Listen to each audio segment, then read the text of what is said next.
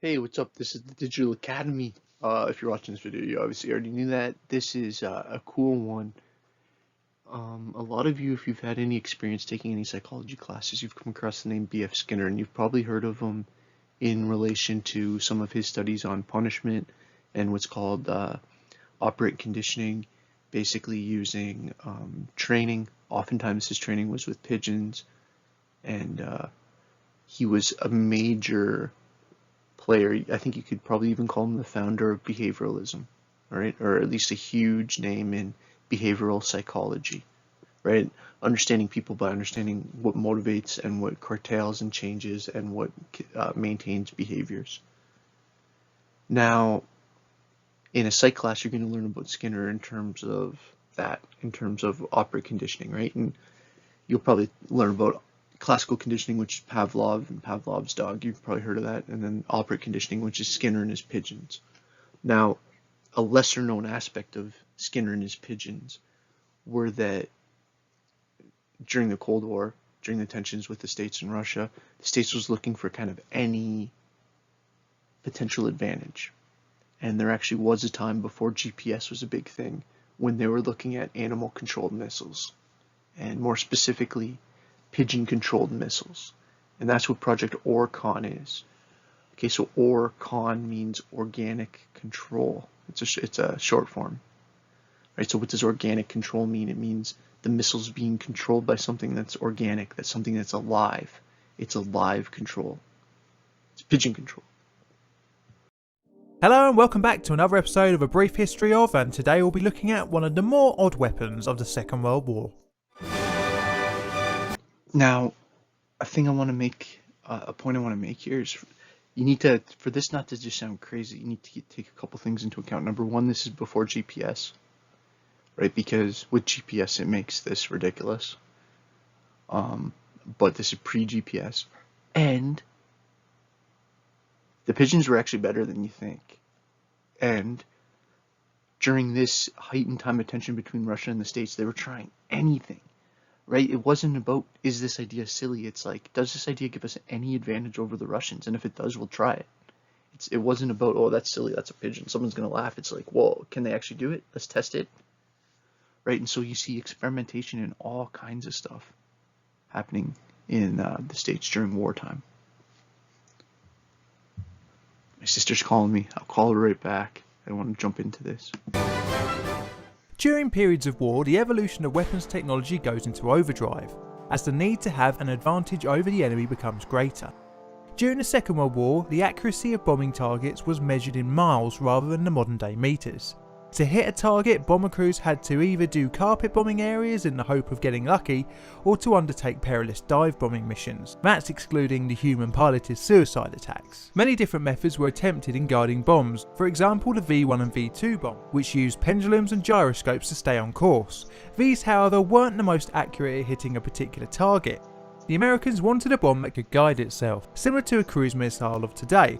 Cruise missiles use a combination of GPS, onboard computers and laser systems for guidance, all of which were in their infancy in the 1940s. Well, look at their idea of in-car GPS. And computers were hardly portable at the time. A targeting system like the one we'll be looking at today would never have been given the green light if it wasn't for the Second World War and the need for ever more accurate weapons. Project Pigeon, or Project Orcon as it was later known as, was the brainchild of a noted psychologist and inventor B.F. Skinner. He had previously used pigeons in his psychological experiments where he had them pulling levers for food. Skinner had pioneered operant conditioning, where the subject is so weird because I've taught on Skinner for a long time, and it's only been for the last few years that I've kind of become way more aware of some of his work with the military.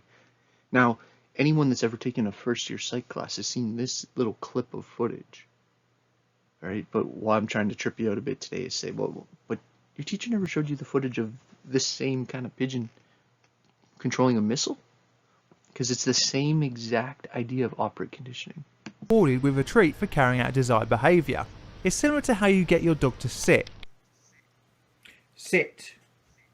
Sit. Well, apparently. Skinner came up with the concept whilst riding on a train in 1939 after he had learned about the Germans' bombing of Warsaw.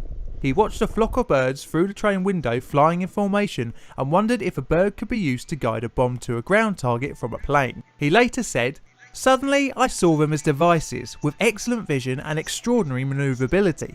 Could they not guide a missile?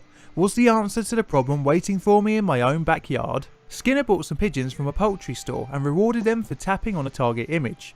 He created a harness that disabled the bird from using its feet and wings but left room for the head and neck to move freely. The tapping of the target, he reasoned, could be translated into signals to guide a bomb. He designed a system where a number of rods attached to the bird could move, closing electrical contacts, driving the hoist on an overhead track. Skinner took the concept to a number of scientific bodies, but unfortunately the idea wasn't taken seriously. It wasn't until 1941, after the attack on Pearl Harbor, that Skinner found some traction for his idea.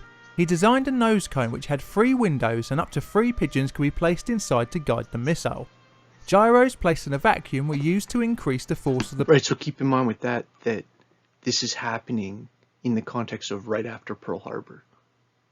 Birds pecking to control the device. The pigeons were trained to peck on an image of a target, i.e. a white pyramid or battleship. With each peck on the plate, the nose of the bomb would face the target. The National Defense Committee granted Skinner $25,000, although they were skeptical of the results. After many months of testing, Skinner had formed a squadron of 64 pigeon pilots. Each test got harder and further proved the concept. Each one of his 64 pilots passed the flying school. Remarkably... Let me just pause that in case you missed that. Each one of his 64 trained pigeons passed pilot school. Once the pigeons had been correctly conditioned, they rarely if ever missed their target. Even under extreme stress set up by... Right, so all the pigeon's trying to do is as soon as it visually sees something that looks like a boat, it's supposed to continually peck it. And then that brings the directional positioning system. Like it turns it, right? So all the pigeon's doing is touching the image that it's been taught to touch. And it almost made 0 mistakes. All 36 of them passed flight school. Firing a target pistol right next to the birds' heads. Unfortunately for Skinner, in 1944 the plug was pulled on the project, as the government didn't want to divert funds and resources from one of the other secret weapons projects of the time. The Manhattan Project. However, this wasn't the end for Skinner and his pigeon-guided bombs. In 1948 the project was revived as the Cold War arms race started to set in. The US Navy thought the concept could be used to target warships, and the experiments were renamed Project Orcon, which stood for Organic Control.